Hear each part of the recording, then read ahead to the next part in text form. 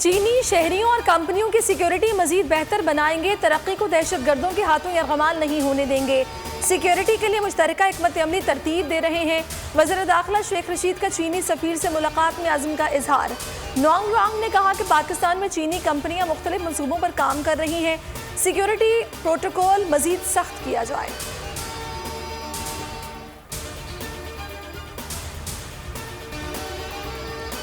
काबुल में जारी मुज़ाकरात की कामयाबी अफगानिस्तान में देर पाम के लिए नागुज़ीर है। अफगानिस्तान की तामीर नौ के लिए आदमी बरादरी को किरदार अदा करना होगा। वज़ीर ख़ारजा शाह महमूद कुरैशी की यूरोपीय यूनियन के खारजा अमूर के सरबराह जोसेफ बोरियल से टेलीफोनिक गुफ्तगू।